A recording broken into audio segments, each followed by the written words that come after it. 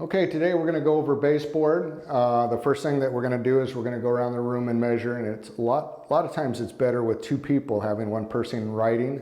If you do a cut list, it's a lot quicker than trying to go one piece at a time. So I'm going to go around the room here. So this one is 3/4 with a butt on the left, so we just put a B on the left side. 38. Any of the inside corners, we don't write anything on the paper so that we know what we're doing. When we come to these, you want to make sure any mud is out of the way. This will cause us problems later. So I'm scraping that off, getting it out of the way. I'm going to mark it with, we use a 5/8 on this corner marker, which is the size that we'll make for going around these things. So 28 plus. Plus is just a 1/16 with a 23 on the right. I'm going to have Kyle here hold me on that side.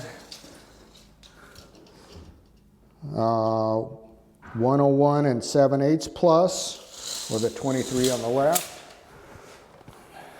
101. 7/8 plus. Here again, we got some mud here, so I'm going to scrape that off.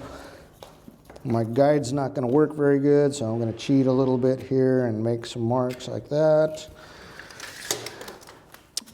So we're 26 and 5/8 plus with a 23 on the right, 1.5, 23 on the left with a butt right.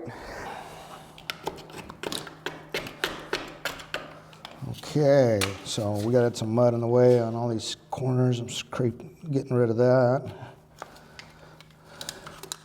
1.25 inch, butt left, 23 right. 39.5 plus, 23 left.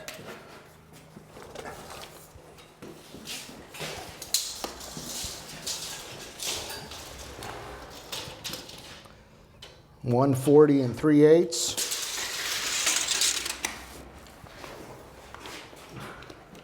Any of the inside corners, we just leave it blank on there and we know they're inside cuts. 3.5 minus, butt right. 33 and 7/8, butt left and butt right. Okay, we're going to go cut.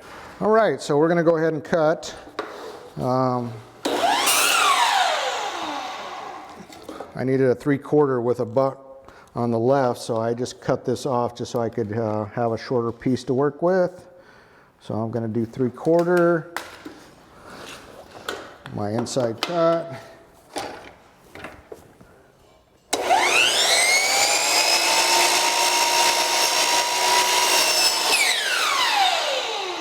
Okay. And I got 38 with an inside cut on both sides.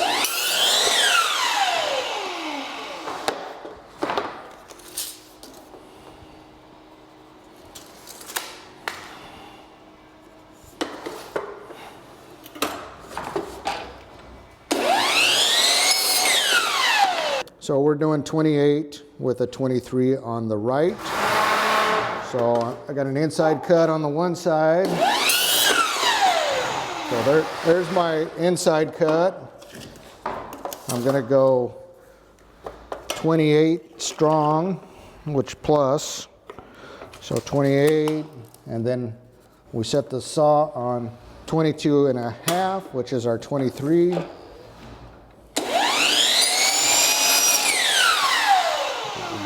On a slide saw, I just wanted to mention too, is as you're cutting things, you see if I chop something here, if I bring it to the wrong position, which that position seems to be okay, well nope, it's not. See, if you get it in the wrong position, you're gonna,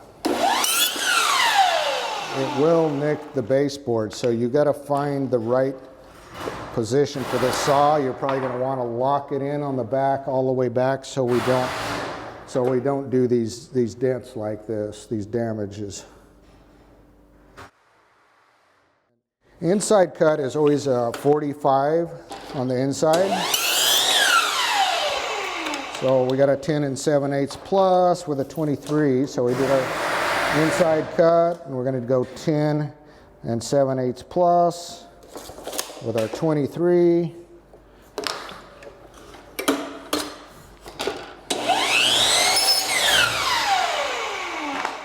So I had several corners in there, so I'm just going to cut those. Normally we just make a mark on the saw at 5/8, so I'm going to mark it here 5/8 to see where we need to be. So right there looks good, so I'll put a mark.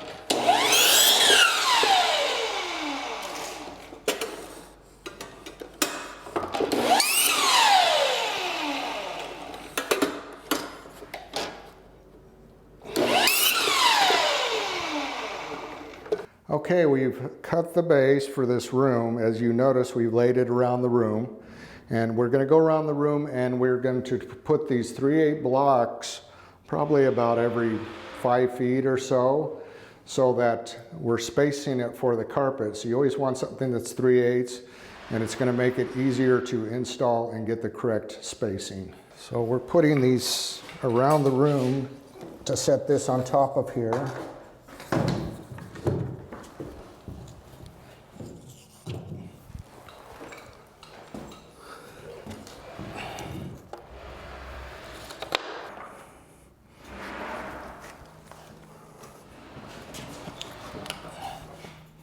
This, as you can see, this is going to make it way easier on the install if you have these blocks underneath here.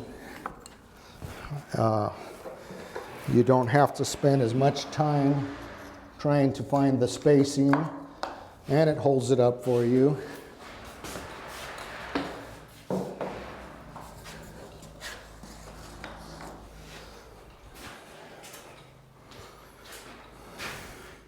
So we're going to go around the room and nail this. Now that we have the spacing for all of our pieces, this is going to be a lot easier, and we're going to be able to nail this quite quickly. On your baseboard, because of the framing, you have 1.5 inches of backing all along the bottom. So we want to keep that in mind. The ends, you probably have double trimmers as far as framing, so that's what we want to use for our backing. So on the ends here, you can put 2 nails in the middle.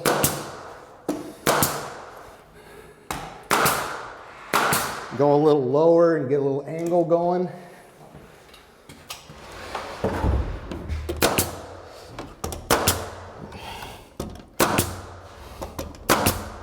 These inside corners, you don't necessarily want to get too close to them because you can really mess those things up as far as what you need. 2 nails on the end. These 5/8 corners, you want to glue them in there.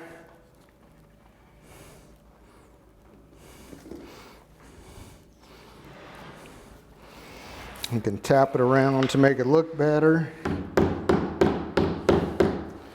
Before you nail it, you may need to bring it up on one side or another to make it look good. Bring that side up some. That looks great right there. So nail it. You should have nice smooth corners. Nothing out of place. I'm a little high on this side, so I'm going to bring it down just a bit. There we are. All right, so we're going to continue nailing, and as you noticed, we did put blocks, 3/8 blocks underneath all of this baseboard. That's for our spacing. It makes it easier to nail. We always want to do our double nails on the end, get some angle going throughout this other part here. Make sure we're on our blocks. About every 12 to 16 inches on the nailing.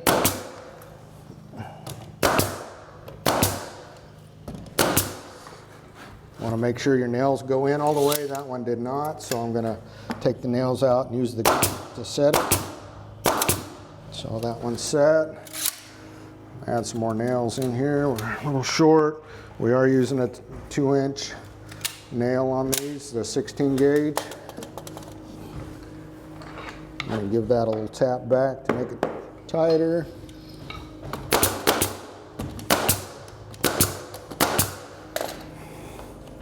Get my glue here on the end.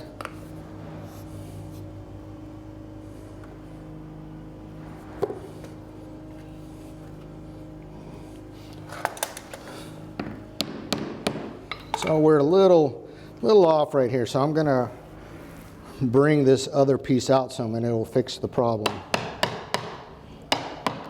So I'm going to bring that out just to here. Now see how nice it is right there.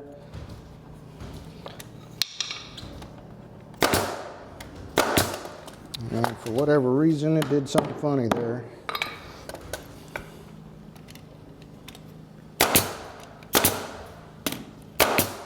You can add nails to help the situation. Okay, I just tapped this down just a bit to make it even here. So we want this nice and even around here. Had a little dent there, so I just kind of put that back. There's some mud in here, so I'm going to scrape it. Scrape this down just a bit here. I don't know what's going on here in the corner. Get rid of that.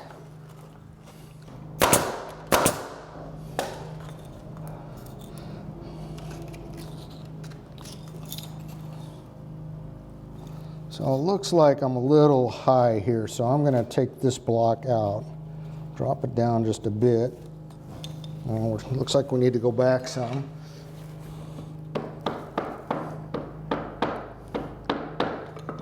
So I'll give it a little tap back. Check my height here. We're a little off. I'm going to bring it up some, and I think my corner may be a little short back here.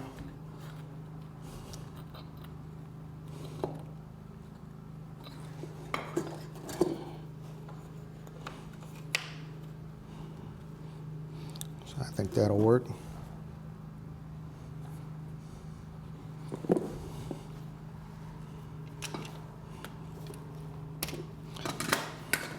Gonna hit this in just a bit. It's not really looking as good as I want it to.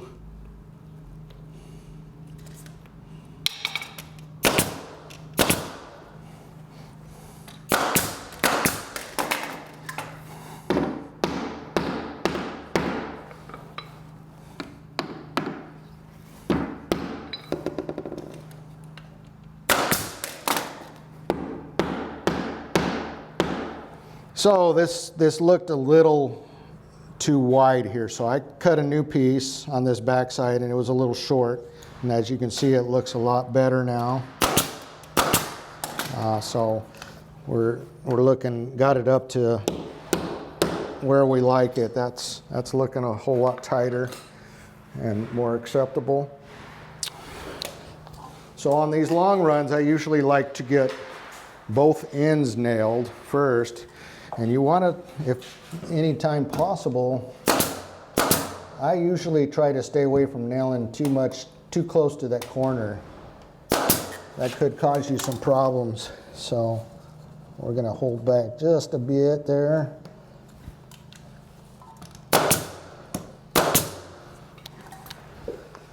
As you can see, it's a little open, so we'll probably put a shim in there.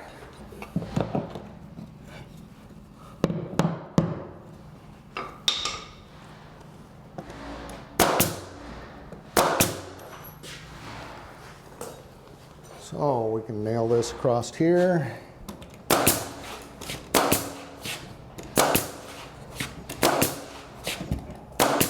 And as you notice, I got my shims in there about every 5 feet.